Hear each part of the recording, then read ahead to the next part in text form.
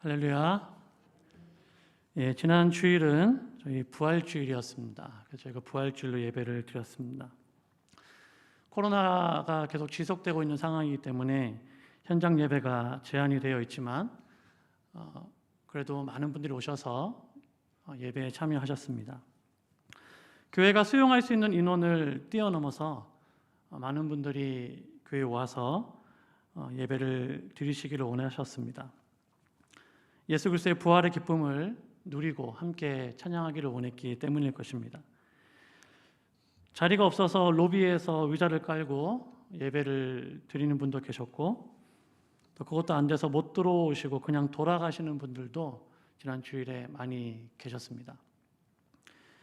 여러분, 왜 그런 일이 생겼을까요? 왜 평소보다 더 많은 분들이 예배당을 찾아서 이 현장에서 예배를 드리고자 하셨을까요? 그 이유는 간단합니다. 바로 부활주일이기 때문이죠. 아마도 지난 한 주간 전국의 대부분의 교회에서 고난주간을 보내면서 특별 기도회를 가졌을 것입니다. 우리 교회는 새벽에 특별 새벽 기도회를 진행을 했고, 또 어떤 교회들은 저녁에 저녁 부흥회로 진행하는 그런 교회도 있었습니다.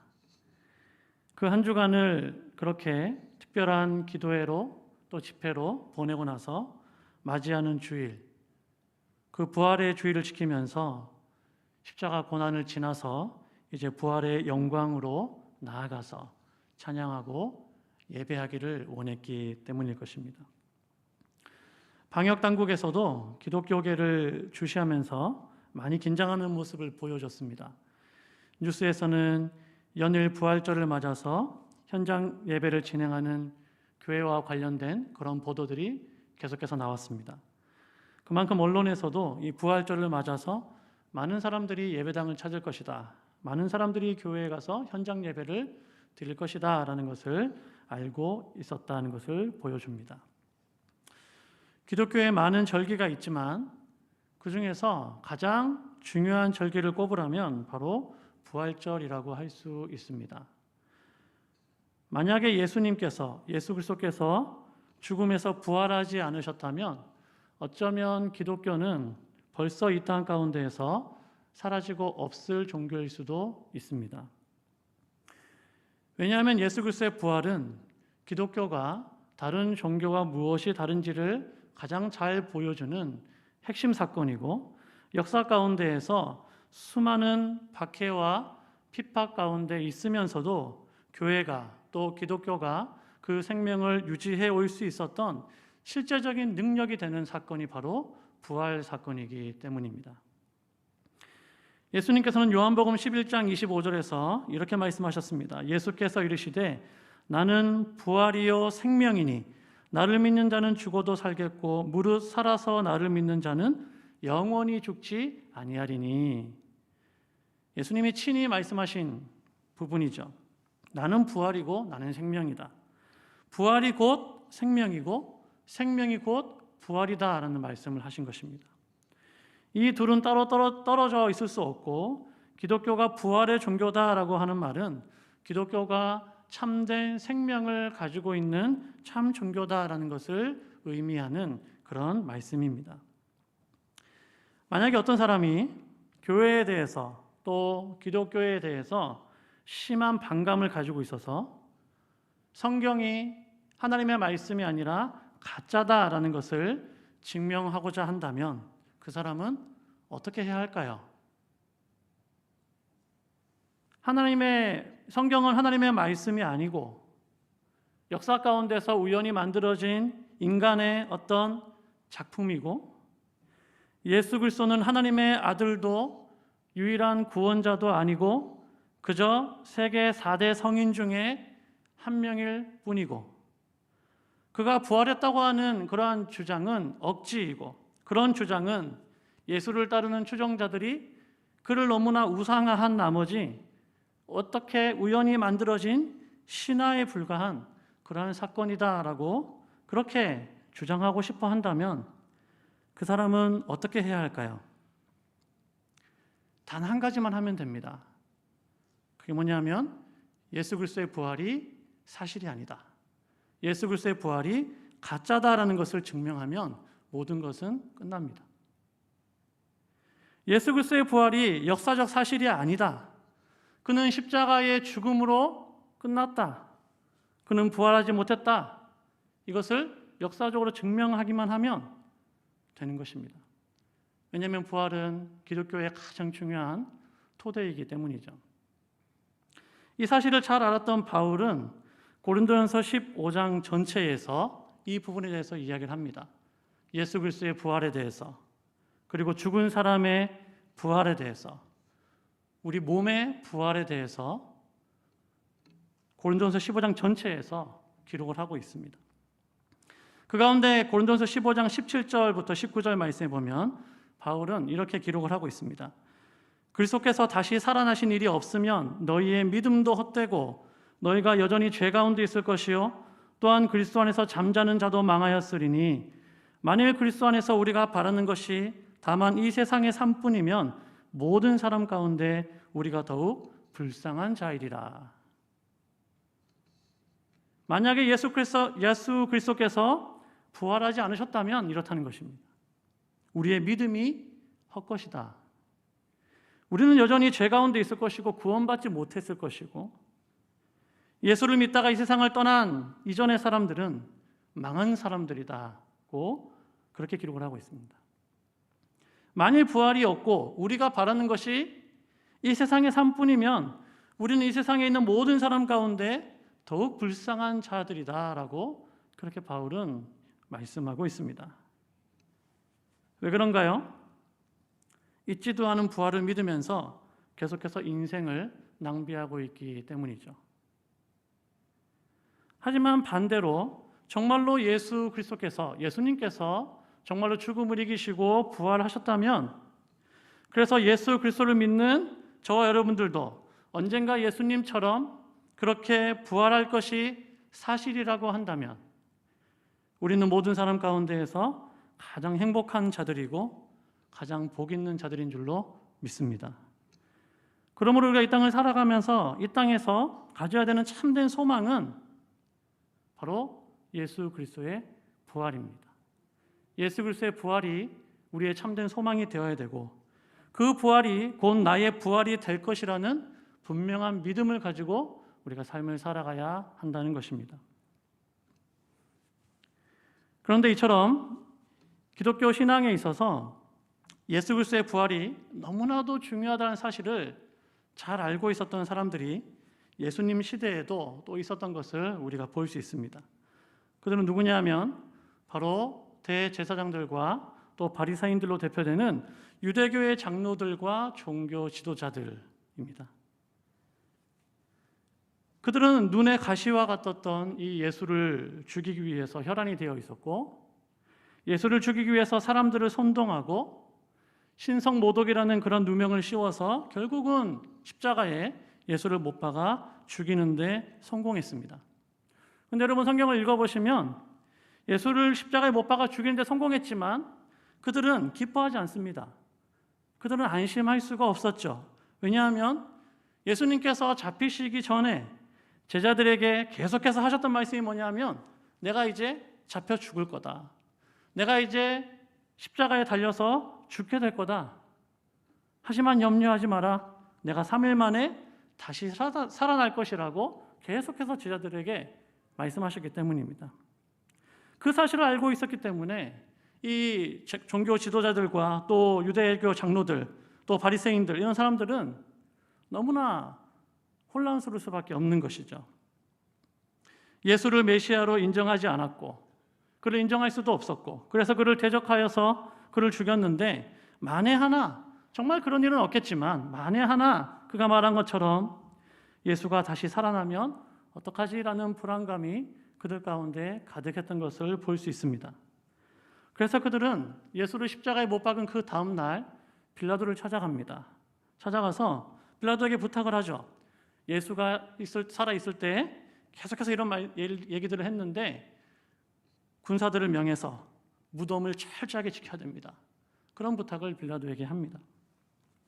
그리고 예수님의 무덤을 큰 돌로 임봉하고 혹시라도 제자들이 무덤을 열고 예수의 시체를 훔쳐갈 수도 있으니 경비병들을 고용해서 그 무덤을 철저하게 지키게 합니다. 불안했기 때문이죠. 근데 여러분 어떻게 되었나요? 마태복음 28장에 보면 안식 후 첫날에 우리 주님께서는 주일 새벽에 부활하셨습니다. 무덤은 철저하게 닫혀 있었는데 예수님은 부활하셨죠. 그리고 그 부활하신 예수님을 만난 여인들은 예수 부활의 소식을 제자들에게 전하게 됩니다. 그리고 그 소식은 대제사장들과 바리새인들 또 이 장로들에게도 들어갑니다. 그래서 그들은 어떻게 하냐 하면 군인들에게 많은 돈을 줍니다. 군인들에게 많은 돈을 주고 그들이 밤에 잘 때에 깜빡 졸 때에 제자들이 와서 예수의 시체를 훔쳐갔다고 말해라. 그렇게 거짓말해라. 그렇게 소문을 퍼뜨려라. 그렇게 군인들을 돈으로 매수합니다. 그리고 마태복음 28장 25절에 보면 그 소식이 유대 가운데 두루 퍼졌다. 그렇게 기록하고 있습니다. 이처럼 예수의 부활은 그분을 믿는 자들에게나 그분을 믿지 않는 자들에게도 너무나 중요한 사건이었기 때문에 예수를 대적하는 예수의 대적자들은 할 수만 있다면 그때나 지금이나 예수의 부활을 거짓으로 만들려고 하는 것입니다. 제자들이 시체를 훔쳐갔다는 주장부터 시작을 해서 실제로 예수는 십자가에서 죽은 것이 아니라 기절한 것이다. 그런 주장도 하고 부활하신 예수님을 만났다는 사람들은 단체로 최면에 걸려서 그렇게 주장한 것이다. 이런 억지 주장들을 펴면서 온갖 이유를 갖다 붙이면서 예수님의 부활이 사실이 아니다라는 것을 증명하려고 노력을 하고 있다는 것입니다. 우리가 잘 아는 C.S. 루이스라는 변증학자가 있습니다. C.S. 루이스가 이런 이야기를 했어요. 만약 기독교가 거짓이라면 그것은 아무 의미도 없다. 하지만 사실이라면 우주에서 그보다 더 중요한 것은 없다. 이런 얘기를 했어요. 여러분 이걸 조금만 말을 바꿔서 다시 얘기해 볼게요. 만약 예수의 부활이 거짓이라면 그것은 아무 의미가 없다. 하지만 사실이라면 우주에서 그보다 더 중요한 것은 없다.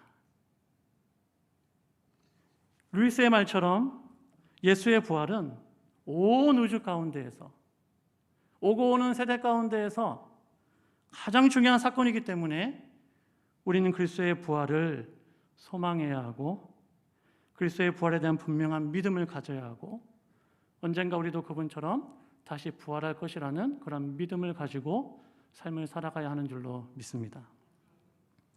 그런데 여러분 문제가 뭘까요? 예수님을 믿는 사람들에게는 신앙이 있는 사람들에게는 예수님의 부활을 믿는 일이 그렇게 어렵지 않을 수 있겠지만 예수님을 믿지 않는 자들에게는 이것만큼 황당한 일이 없는 것이죠. 예수님을 믿지 않는 자들에게 예수님의 부활을 믿더라고 하는 것은 너무나 어려운 일일 것입니다. 그리고 우리가 살아가는 세상 가운데에는 예수님의 부활을 믿는 사람보다 예수님의 부활을 믿지 않고 삶을 살아가는 사람들이 훨씬 더 많다는 사실입니다. 오늘 우리가 함께 하긴 이 본문에도 보시면 제자들은 예수님을 믿는 자들이었습니다. 그리고 예수님과 함께 3년 동안이나 동고동락했던 자들이고 예수님께서 죽었다가 다시 살아나실 것이라는 말씀을 수없이 들었던 자들입니다. 그렇지만 그런 제자들임에도 불구하고 그들도 처음에는 부활하신 예수님을 만나고 부활하신 예수님을 믿지 못했던 것을 볼 수 있습니다.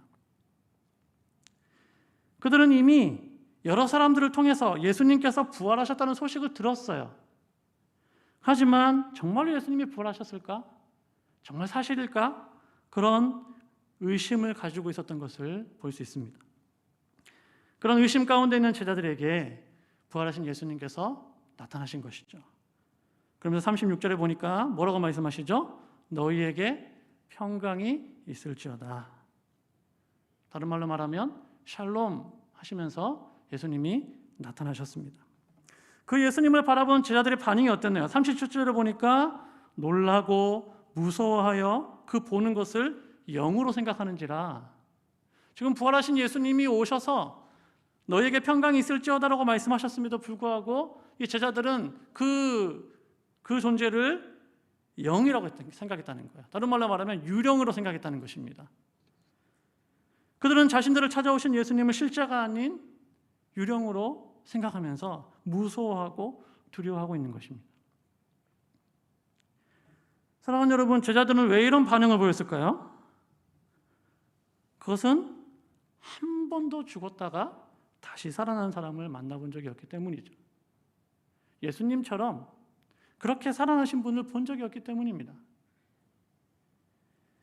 제자들은 예수께서 십자가에서 죽는 것을 분명히 봤습니다. 피를 철철 흘리면서 고통 가운데 있다가 숨이 끊어지는 것을 봤습니다. 그리고 들었습니다. 예수님께서 생전에 내가 죽겠지만 다시 살아날 것이라고 말씀을 하셨지만 정말로 그 일이 일어날지, 어떤 모습으로 예수님께서 다시 살아나실지 알 수 없었기 때문에 제자들은 지금 이 상황을 두려워하면서 놀랄 수밖에 없는 것이죠. 그런 제자들의 마음을 아신 예수님께서 그들을 안심시켜 주십니다. 38절과 39절인데요. 우리 같이 한번 읽어보겠습니다. 시작. 예수께서 이르시되 어찌하여 두려워하며 어찌하여 마음에 의심이 일어나느냐. 내 손과 발을 보고 나인 줄 알라. 또 나를 만져보라. 영은 살과 뼈가 없으되 너희 보는 바와 같이 나는 있느니라. 아멘. 의심하지 말라고 말씀하십니다. 나는 살과 뼈가 있다. 나를 한번 만져봐라. 나는 유령도 아니고 지금 이 상황은 환상도 아니고 이것은 실제이고 나는 정말 부활했다는 것을 말씀해주고 있습니다. 그리고 여전히 두려움과 의심 가운데 있는 제자들을 안심시키기 위해서, 그들에게 믿음을 주시기 위해서 먹을 것을 찾으시죠. 먹을 것 좀 달라고 말씀하시고 그 생선 한 토막을 받아서 예수님이 그들이 보는 앞에서 음식을 잡수십니다. 그리고 이어서 예수님께서는 오늘 말씀해 보니까 제자들의 마음을 열어서 성경을 깨닫게 하십니다.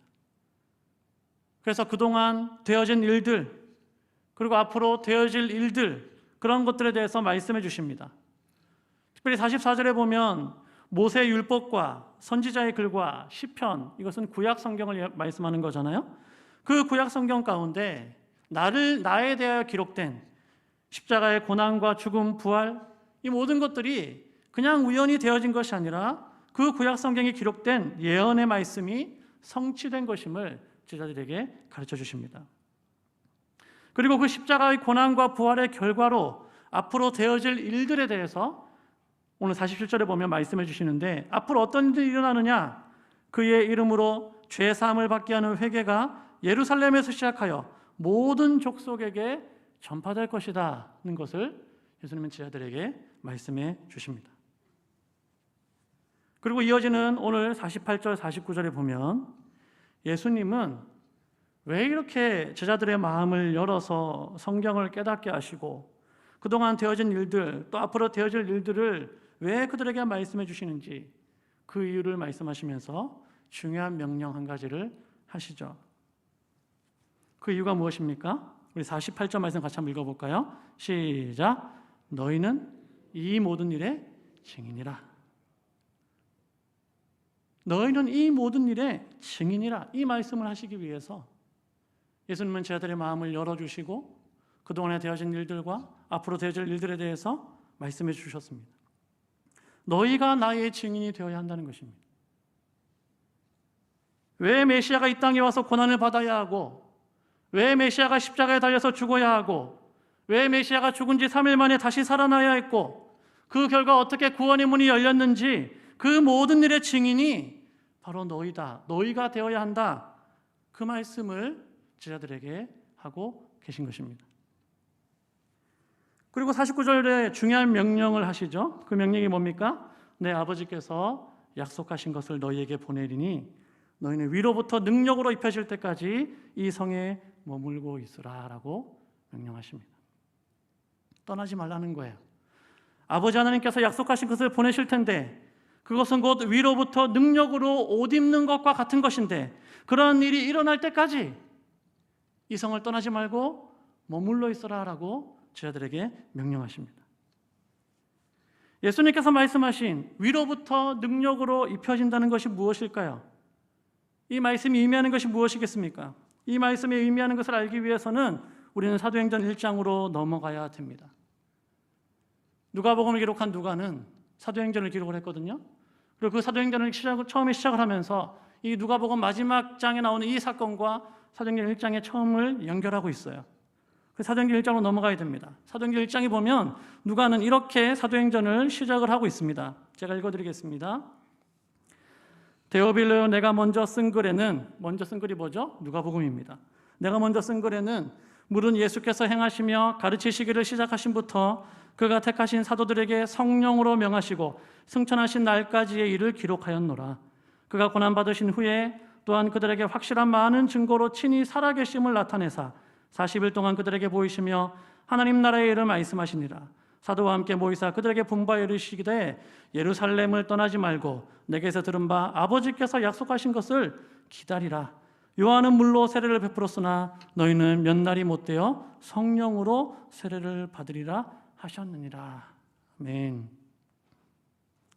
그리고 이어지는 말씀 사도행전 1장 8절에 보면 유명한 말씀이 나오죠. 오직 성령이 너희에게 마시면 너희가 권능을 받고 예루살렘과 온 유대와 사마리아와 땅끝까지 이르러 내 증인이 되리라 하시니라. 우리가 함께 읽은 본문 누가복음 24장 48절에서도 주님은 제자들에게 너희는 내 증인이다 라고 말씀하셨습니다. 사도행전을 열면서 누가는 동일하게 성령이 너희에게 임하시면 너희가 권능을 받고 예루살렘과 온 유대와 사마리아와 땅끝까지 이르러 내 증인이 되리라 그렇게 말씀하고 있습니다. 사랑하는 여러분, 증인은 아무나 되는 것이 아닙니다. 오늘 말씀에 의하면 증인은 성령으로 세례받은 사람, 성령의 능력으로 옷 입혀질 때에 참된 증인의 삶을 살 수 있음을 알 수 있습니다. 온 유대와 사마리아와 땅끝까지 예수 그리스도의 복음을 전하는 참된 증인이 되려면 내가 증인해야지 이렇게 되는 것이 아니라 성령의 충만함을 덧입어야 한다는 것입니다. 그래서 주님은 제자들에게 너희가 증인이 되어야 되는데 너희가 참된 증인이 되기 위해서 이곳에서 머물면서 아버지께서 그것을 허락하실 때까지 성령으로 세례를 받을 때까지 이 예루살렘 성을 떠나지 말라고 그렇게 명령하신 것입니다. 여러분, 그 이후에 어떻게 되었을까요? 여러분, 사도행전을 읽어보시면 그 사도행전에 나타나는 제자들의 모습은 복음서에 기록된 제자들의 모습과는 완전히 다른 사람들이죠. 두려움과 염려 가운데 삶을 살았던 이 제자들이 담대하게 주의 복음을 전하고 참된 증인의 삶을 살아가는 그 내용들이 사도행전에 기록이 되어져 있습니다. 어떻게 이렇게 되었을까요? 그 변화의 중심에는 오늘 예수님께서 말씀하고 있는 위로부터 능력으로 입혀지는 그러한 성령의 세례를 받는 그런 경험이 있었기 때문입니다. 증인이라는 말은 헬러의 원어를 찾아보면 마르투스라는 말입니다. 여러분, 이 말은 영어의 마터라는 말의 이 어원이 되거든요. 근데 이 마터라는 말은 순교자라는 뜻이에요. 그러니까 증인은 순교자가 되는 것입니다. 구약시대의 증인은 일반적인 의미에서 재판에 출석을 해서 증언하는 그런 의미로 쓰였습니다. 하지만 신약시대에 와서 예수의 부활의 증인으로 복음의 진리를 전하는 사람, 그런 사람이 누구냐? 바로 증인으로 받아들여졌습니다.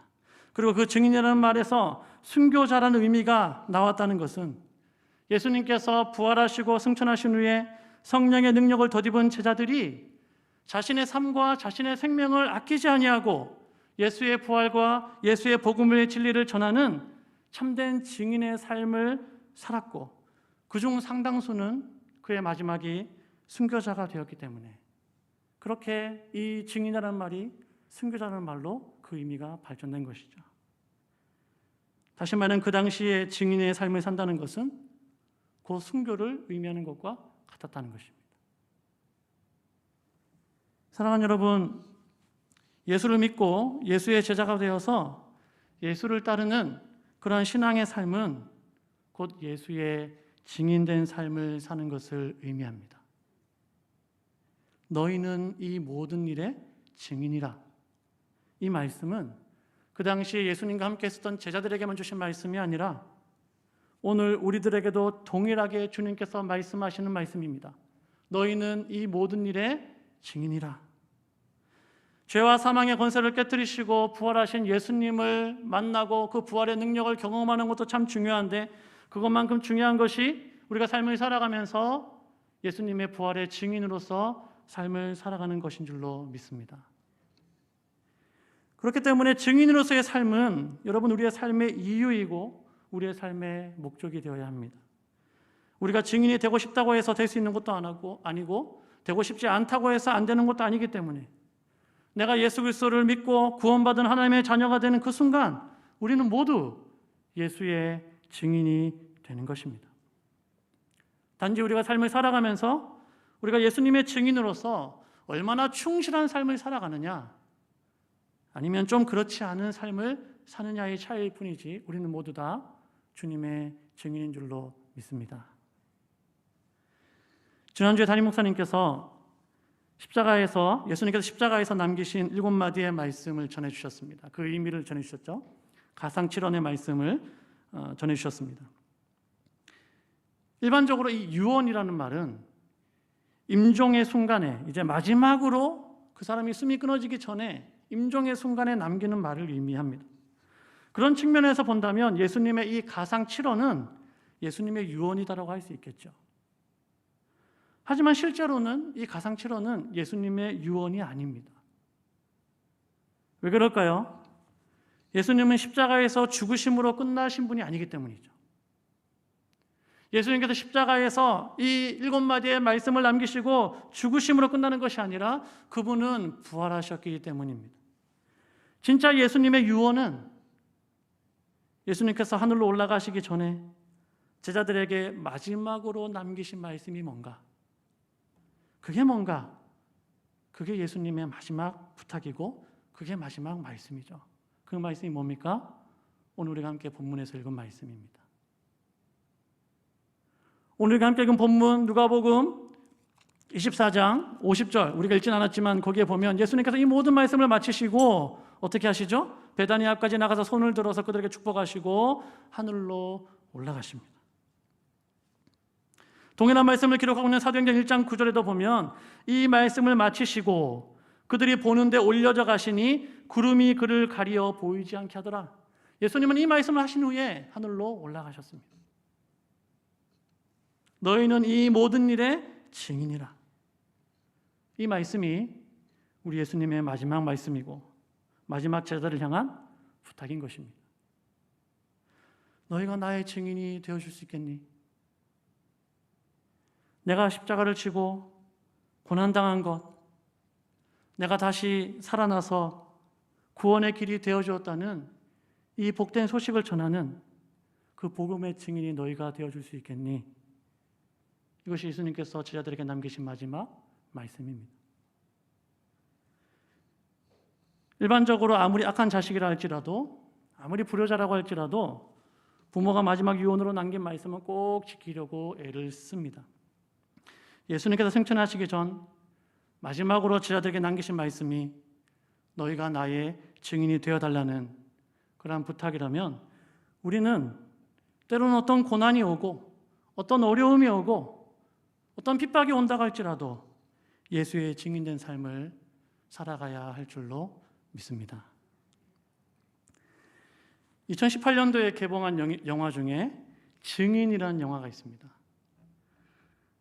근데 이 영화는 기독교 영화가 아니에요. 일반 상업 영화입니다. 근데 여기 이 영화의 주인공으로 나오는 배우가 정우성 씨하고 그리고 김향기 씨인데요. 보신 분도 있겠지만 저는 이 영화를 참 감동적으로 봤습니다. 이 영화는 한 마을에서 일어난 살인 사건과 그 사건의 유일한 목격자인 자폐아 여자아이에 대해서 이야기를 하고 있는 그런 영화입니다. 근데 저는 이 영화를 보면서 우리가 이 땅에서 예수 그리스도의 부활의 증인으로 삶을 살아간다는 것은 마치 저것과 같지 않을까, 그런 생각을 해봤습니다. 그런 관점으로 보니까 영화가 오히려 은혜가 되더라고요.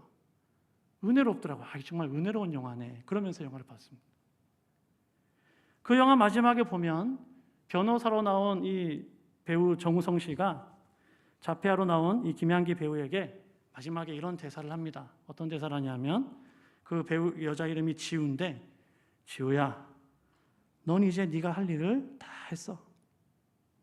넌 누구보다도 훌륭한 증인이 되어줬어. 고마워, 지우야. 제가 이렇게 얘기했지만 그 영화에서는 정우성 배우가 진짜 멋있게 얘기를 하거든요. 은혜가 되더라고요.